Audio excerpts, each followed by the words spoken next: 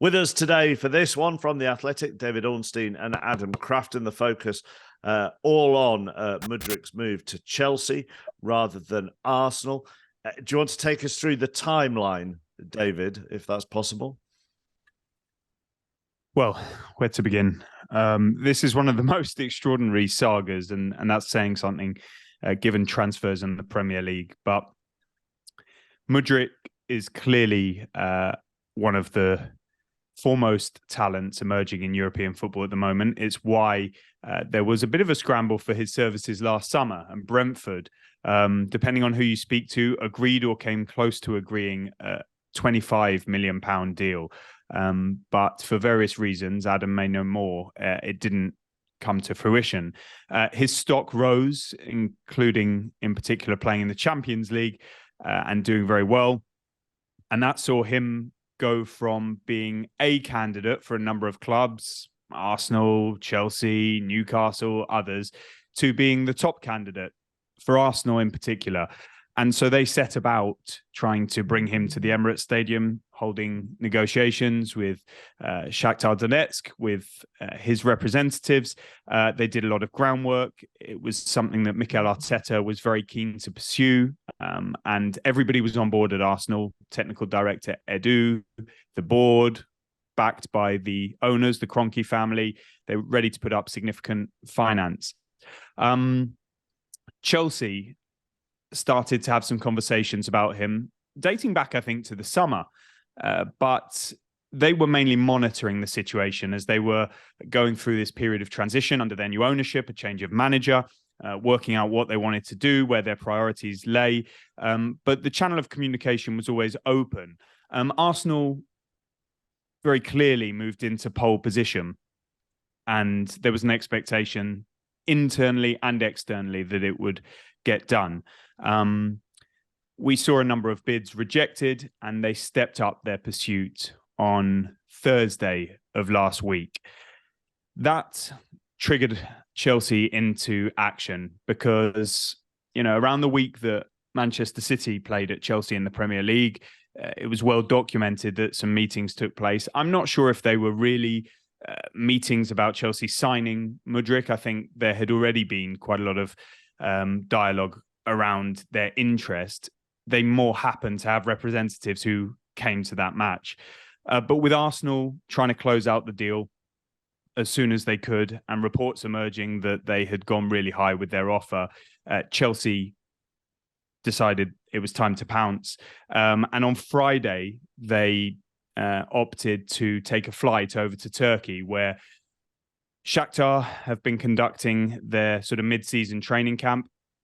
That flight was taken by Chelsea's co-owner, Bedad Eghbali, in the early hours of Saturday morning, alongside their sort of recruitment executive, the lead of that description at the moment, Paul Winstanley. And they headed over to a hotel in Turkey. They held face-to-face talks over multiple hours with members of the Shakhtar hierarchy, including the sporting director Dario Serna and Sergei Palkin, I think the chief executive, Mudryk himself, his camp. They came to an agreement on a deal worth 70 million euros plus 30 million euros in add-ons around winning competitions like the Premier League and Champions League. They agreed a 7.5-year contract with Mudryk, which has an option to extend by 12 months to 8.5 years. They agreed the commission with the representatives. They boarded the private jet back to London in the early hours of Sunday with Mudryk. He underwent his medical tests on Sunday morning. By this point, whether or not Arsenal did try or have the ability to re-enter the negotiation, it didn't happen. It was a done deal. Pre-agreements had been signed. And then it was about putting pen to paper on the final bits of documentation, which took place ahead of kickoff of Chelsea against Crystal Palace. And that allowed him to take his place in the executive seats at the ground. And the transfer saga was concluded. And that's the end of the podcast today. Thank you very much for listening. I mean, it is a saga, isn't it? Have Arsenal been caught on the hop, or is there any feeling that they've been caught on the hop by this, David? Were they surprised how quickly Chelsea moved?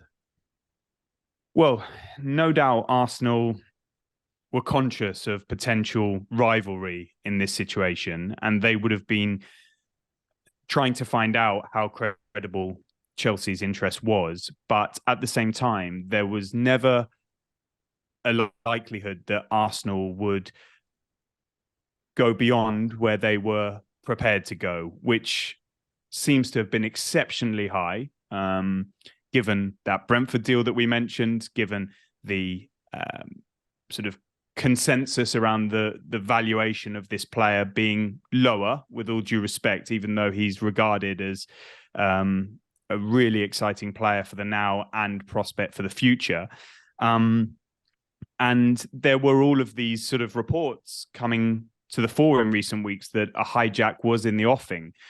And so that would have caused some consternation, but Arsenal did not want to belie their principles of only going as far as they were prepared to go, operating responsibly, not spending to the detriment of their financial stability and to their squad cohesion, and bringing in a player that would improve them. They clearly felt he would. I'm not suggesting otherwise. They were all in on this.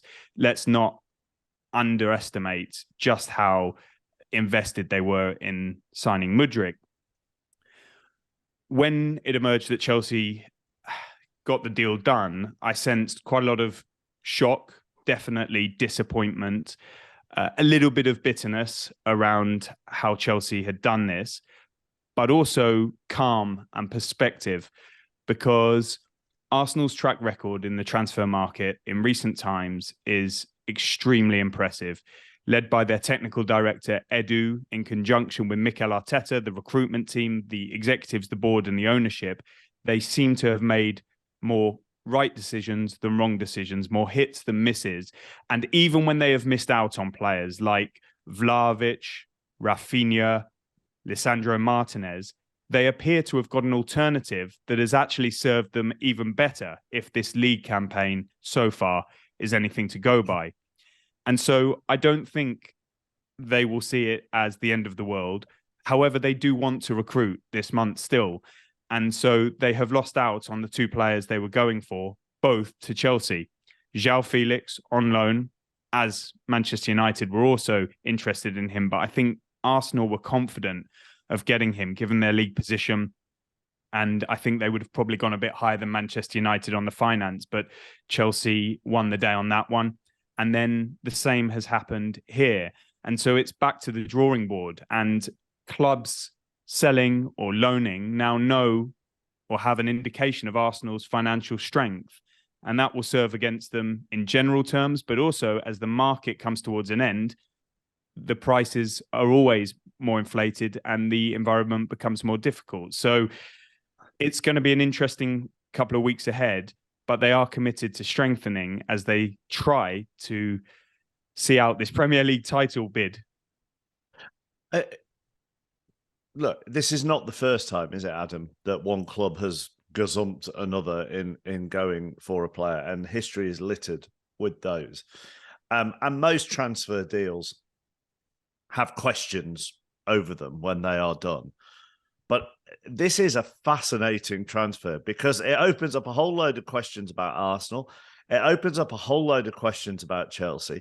And actually, it opens up a whole load of questions about the player himself. It absolutely does. And my interpretation of this is slightly different in that I think this is actually one of the great marketing projects that I've ever seen by a football club in relation to a transfer. And I mean that about Shakhtar and Mudryk, right? So if you go back around to last summer, when all of a sudden you've got the war in Ukraine and you have Shakhtar in a position where they basically lose all their foreign players because of a FIFA ruling that came in, and they were unable to sell those players. And as a result, they're left with basically their major asset who is left is Mudryk, the one that they're really excited about, the best Ukrainian player on the market, although he's only played 8 times for his national team. which is another remarkable thing for a player of this cost. And there was excitement around Mudryk, but I'm pretty sure I saw Scotland play Ukraine probably within the last year or so, and Mudryk came off the bench. I mean, he wasn't an automatic starter in that game for his national team. And then I went to their first Champions League game in September, and I remember speaking to Dario Serna, the sporting director, and he's telling me, this guy, he's only behind Vinicius Junior and Mbappe in the left wide forward position. And I was speaking to him before the game. I'm like, wow, can't wait to see this guy. It must be amazing, right? This is what they're saying. That's how we value him. And then saw him play against Leipzig that day. I think he scored 1 or 2, created 1. They win 4-1. Then he scores in the next game against Celtic. And all of a sudden, yes, he's backed it up on the pitch in 2 or 3 games, but all of this kind of marketing really around him that Shakhtar had started to develop, really, it was like if you say something enough times, people really start to believe it. And those interviews then became, well, look what Man City paid for Grealish. Look what Man United paid for Anthony. Look what Man United paid for Sancho.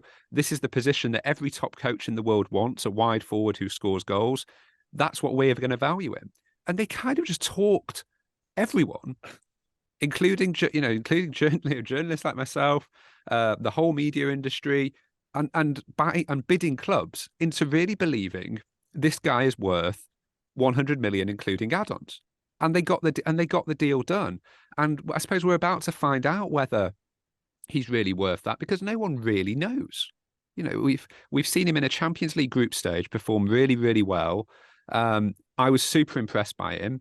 But this is also a player that, you know, twice went up to Shakhtar's senior team within the last few years and was sent back to the kids' teams to carry on training because his attitude and mentality wasn't seen to be good enough. And it was only under the now Brighton manager, Roberto De Zerbi, that all of that started to change. So it's fascinating to see how this develops in a very, very different environment.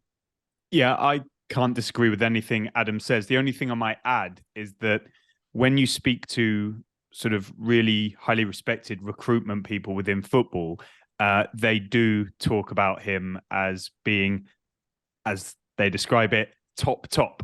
And whatever they've seen and however they judge and look at these players and analyze them, he is regarded as being in the way that Shakhtar described him to Adam, whether it be now or in the short, medium or long term. One thing I definitely sensed and I reported from the conversations we have around this and other transfer stories is that the price would drop. When push came to shove, the situation that Shakhtar found themselves in, the limited market at that kind of level of finance, they would eventually come down and reach a compromise. And I think when Arsenal went to them towards the end of last week, they said where they'd be prepared to go, and the report started to emerge.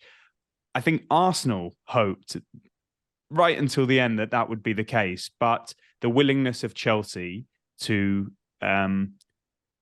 clearly provide a more enticing package and better terms in some way, shape or form has allowed Shakhtar to get what they want. They seem to have played this situation to an absolute T and had maybe Arsenal on strings, you could say, because it was the situation that we all thought would lead him to the Emirates Stadium. Even his own social media suggested as such. And now he's gone to Chelsea, and I think they've had they've had some luck as well, Shakhtar, in that you know there was. I mean, Chelsea had some interest in the summer, and as we know, I think Newcastle, Man City had a look as well in terms of the teams that could really compete at that end of the market. But this got serious for Shakhtar when all of a sudden you've got a proper auction, and not only have you got an auction, but you've got a bidder who is a little bit desperate at the moment, a bidder that's 10th in the table, that's got a new coach, that's trying to please the new coach. This is a player that Potter wanted as well, and a bidder that is prepared to pay. You know, they've shown in other deals what many people consider to be over the odds. So all of a sudden, they had someone at the table that was able to stretch that market in a way that maybe Arsenal. I mean, look, I mean, we're saying Arsenal didn't want to get into a bidding war. They did, right? They bidded 3 times. The issue was about the speed of payments. They were up to pretty much the same number as Chelsea overall. It was all around how quickly Shakhtar can get that money, because at the moment they're in this situation where there's no fans in the stadium. Not sure if they'll get Champions League next season, so they need that money ASAP. So that was kind of the way it fell for them. So Shakhtar had luck, but they also, I think, had strategy as well. And the one criticism you may be able to level at Arsenal is that they perhaps overestimated the strength of their position. With Mudryk posting on social media, and there was this consensus built up that he had killed his chances of moving anywhere else. And whether or not Arsenal bought into that hype, they did take their time to try and get him for the price that they wanted. And that, whatever has happened behind the scenes, has allowed Chelsea to nip in, and it's left Arsenal for the 2nd January, if we think back to Vlahovic, in pursuing someone for quite a concerted period and not coming out with him, and had to go back to the drawing board. So I think their principles are laudable, and the way they have operated in the transfer market is to be admired, but they've got some work to do now to get to where they want to be, and that could define the rest of their season.